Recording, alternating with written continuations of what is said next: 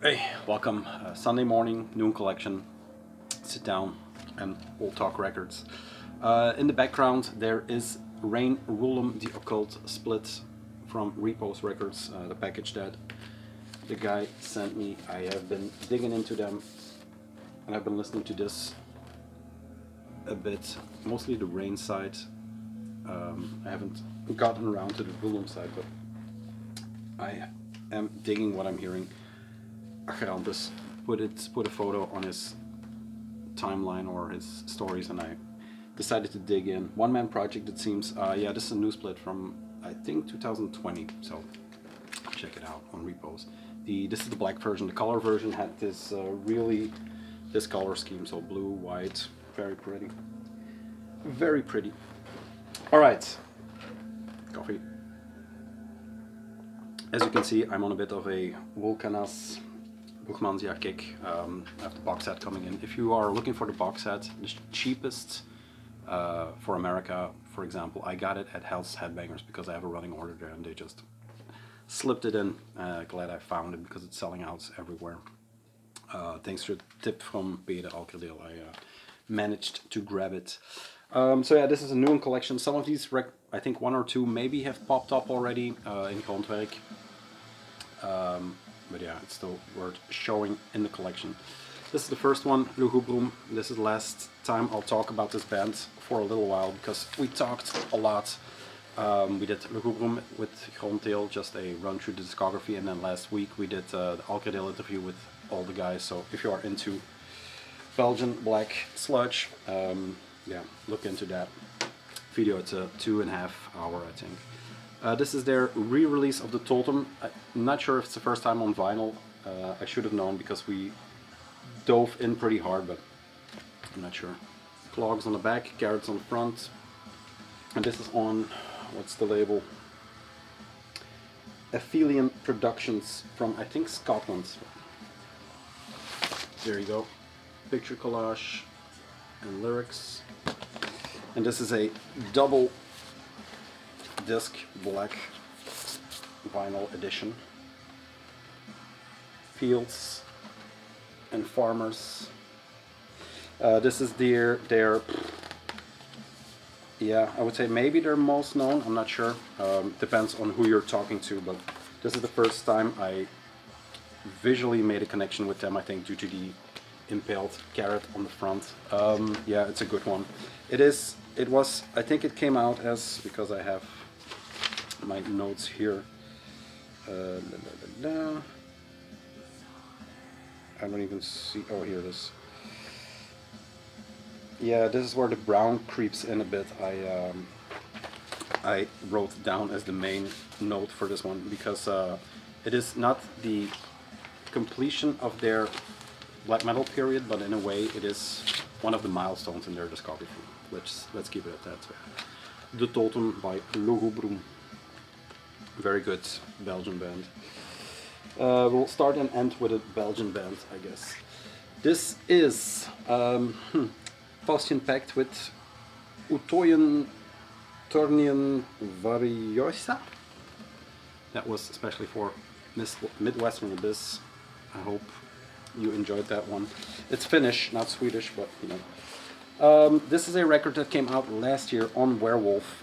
When I heard it at the time, it was maybe at the same time the True Werewolf full length came out, and all the synths had this Euro sound quality going through it that I wasn't vibing with or that I wasn't feeling at the time.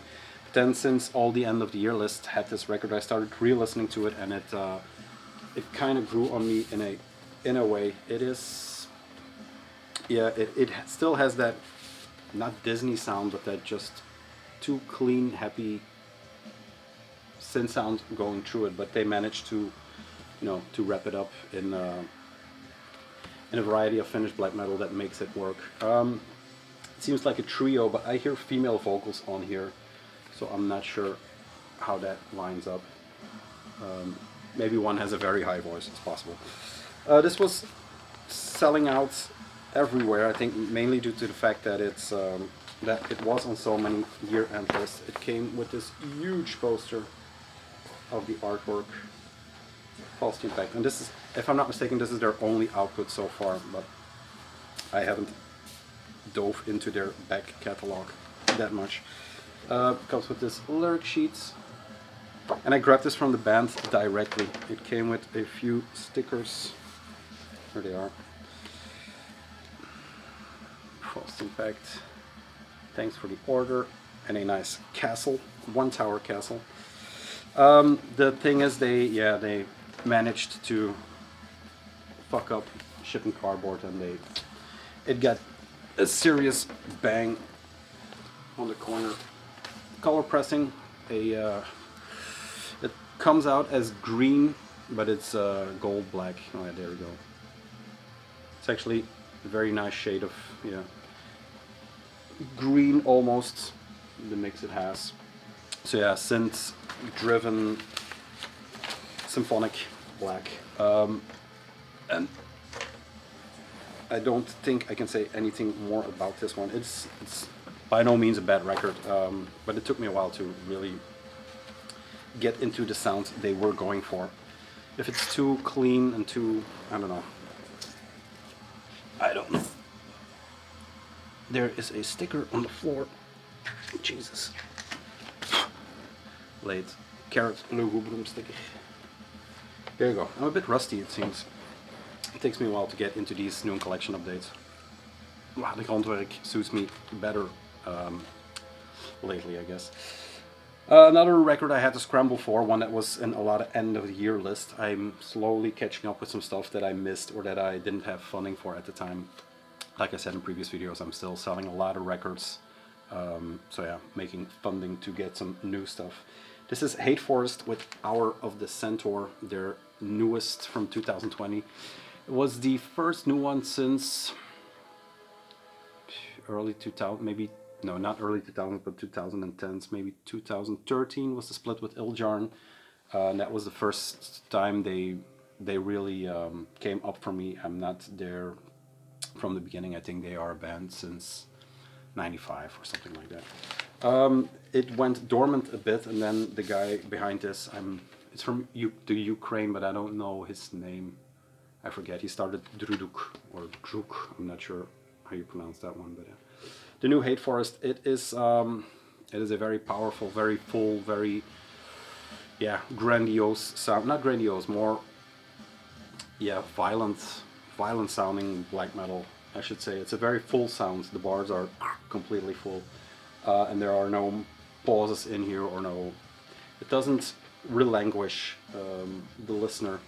But yeah, very simple but very nice looking cover. It has that matte finish, and then if you, not sure it shows up, but it has spot gloss, but very faint. No, it is an underlying spot gloss that it's hard to describe, but a record I enjoyed a lot lately, just because of the sheer brutality. It's not brutality as in the death metal brutality, but yeah, it has that powerful quality, I should say, to the music that unrelenting. That's the sleeve. It comes with some Osmos stuff, and that label got on my radar lately with the I forgot the other title, the last one with the eagle on, the man and the eagle. A lot of Osmos is coming onto my radar. This is the black vinyl pressing of this one. There was also a gold and I think one more, but I'm not sure. I got this from Sound Pollution or something like that. That was the cheapest way to get it.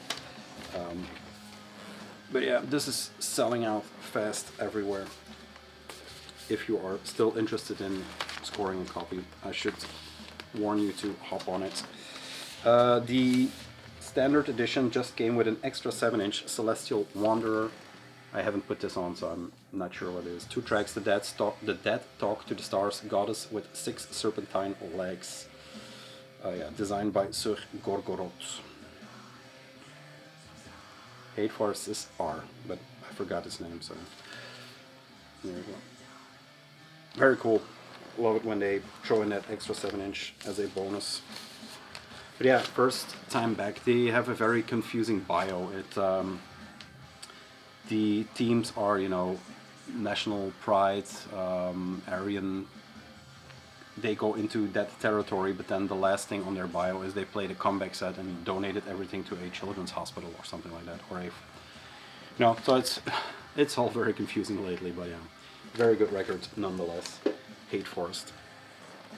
Then one that crept up on me, and it's one of those names that I have to read off the album cover. Andustin, I think it's called. There you go, on Azrar. On the Azrar label. I cherry-picked that label because there is a lot of stuff on there that I am not interested in, but this, yeah, this thing crept up on me. Someone gave me a tip, and he told me, if you like that band, check out this band. Andutsin, I think. There it is. Andutsyn. It's a self-titled, it's considered a demo, if I'm not mistaken. So the demo 2020, all invocations by Xea Dugenda. There you go. Yeah, it is, it's not Iljarn worship, but it has that sound. Well, maybe it is. It has that sound, for example. It has more influences that you can pick up, or, if you listen to it, you'll know where this is coming from, maybe, but yeah, very good records, very good demo, maybe the demo of the year from last year. Heard it this year, but it counts, I guess. Standard black, very cool logo design or artwork design on this one. It's also on the cover. My voice is a bit shut, sorry. I hope I'm making myself clear. Not by rambling, but by, Then Azrar put this flyer in with two Ifrenach releases that are coming out. The Wastau, and the other one is Gaspesi. Yeah. Ifrenach Victime Quelqu'un Vestiges Gaspésien, I think, and then the Wakwam Warstow LP. So a bunch of EPs that are getting put out on vinyl. But yeah, if you can get your hands on this, and it's still in stock at the label, or just on Discogs if you don't want to buy from them directly. Yeah, very good sounding, raw finger quotes one time. Iljarn sounding black, but done to a very good or a high quality. And since we are, or what brought this along is this one, the, here we go again, Om Cosmos och de 12 Jaartikken. I got this from Broekmansia. I had to do a bit of digging to get this one because there is a re-release, or there are two re-releases, or at the same pressing. I think Altar did a black version, and then there is a blue version now. This is the Broekmansia. I decided to mail the guy himself, asking if he still had copies available. He is also on the second press, I think, now. Or is it just, the Altar he has in stock, but yeah. This is, I'm not sure if it's the third one from the Silver Gold trilogy, if it's part of that. I always considered those two as a duo, since it's the gold and the silver and they have the same artwork. This also has that same, this one, the center label, has skulls and bones. This has a skull looking thing, but it's a stamp on the thing with an obi. Yeah, and it's just another black punk, Weinig Ødegaard.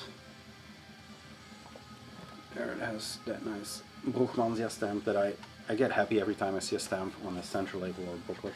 Comes with a nice booklet.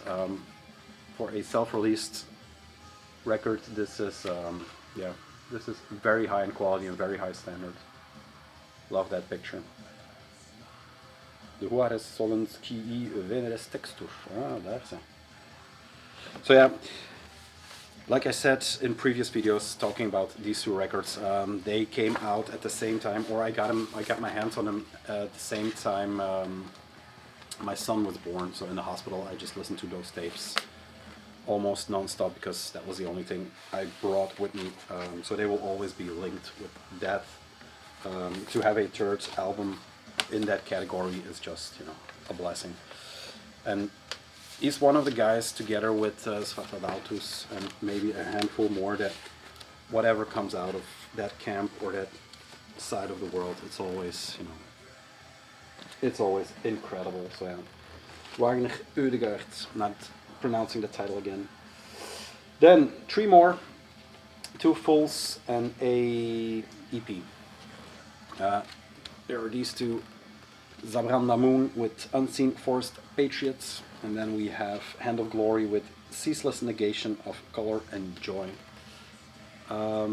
Yeah, what to say about these 2? I didn't think I was ever going to see both of them, because by now everybody knows who is behind this one, or behind these 2 projects. It was Lamb, the guy that was also in Varda, and I talked about it already. But these 2 were off of my radar since I listened to the Hand of Glory stuff in the beginning, and at first I didn't know what to do with it. It was raw. It was at the time that I was out of, or coming out of that period for me, that raw black metal. But then this came, and it had that psychedelic and then a lot of weird things going for it. So I never heard Zaraban Namun, and I never heard the rest of Hand of Glory. So yeah, about 2 months before he passed, I think through a post I just put To Molest the Dreaming again on the turntable. I listened to it again, and then it just, I don't know, it clicked in a way. Maybe because I wasn't listening to that raw stuff. Yeah, I'm not sure why something clicks, but yeah. They went up on Livor Mortis, and then I decided to, you know, just grab them. They were not on pre-order, or didn't have to wait on them, so I just ordered them, and 2 weeks later or something, they just showed up.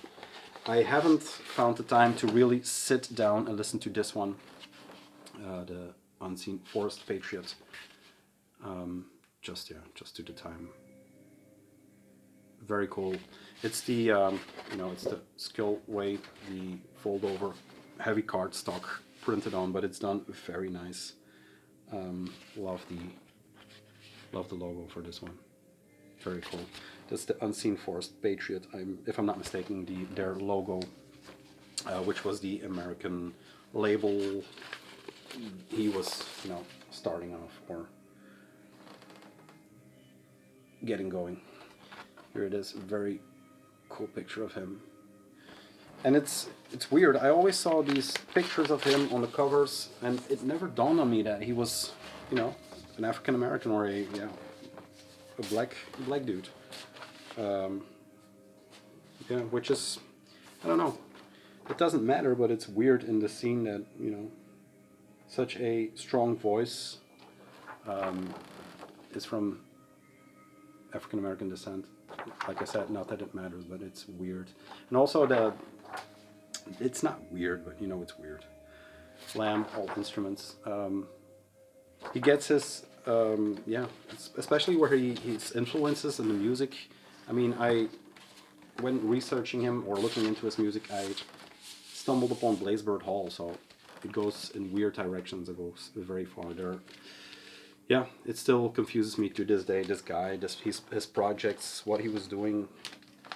It's all incredible, actually. But yeah, this is maybe a more classic record by now. The Zaraban Namun is more of a, yeah, even more steeped in magic and, I don't know, crazy stuff. This is his, I think, a full length for him. I'm not really sure. I'll turn the record once more.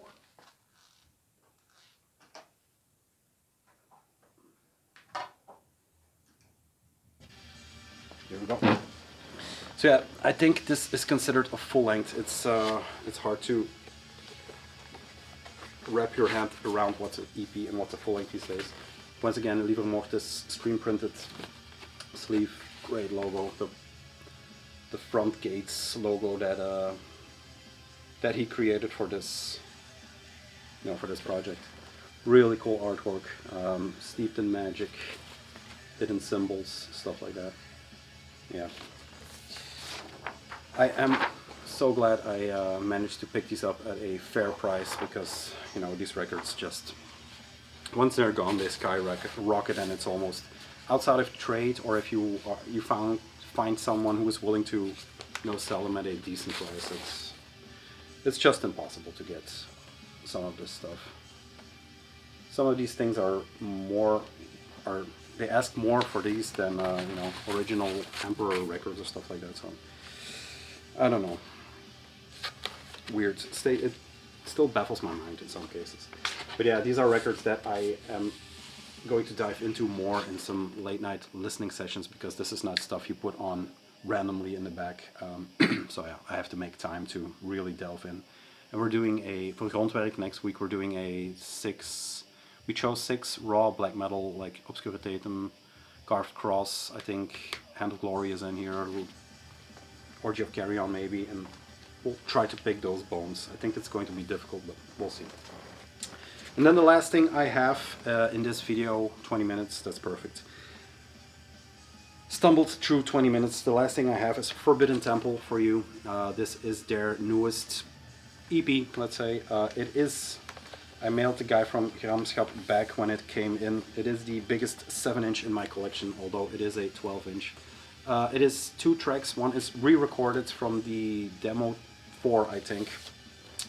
The Sortilegious, and then The Art of Satanic Visions is the new track. Very cool cover. I'm not sure who this is holding the sword up. Some mystic dude in some kind of coven, I'm not sure. But the pictures on the back already take the cake for Best Band Pictures 2021. Love these, especially the one with the saw, but they're all good. We knew the other one from the promo flyer. There you go. And it's still available, I think. Last time I checked, it was still available from Grondwerk, so yeah, check it out. The last thing I'll show you, and why I called it the biggest 7-inch in my collection, it's all very good quality. It's a very thick record, very beautiful inner sleeve, although it's just black, but it's a great paper stock. Don't ask me why. But yeah, look at that. This half of it, or more than half, is just dead wax on both sides. But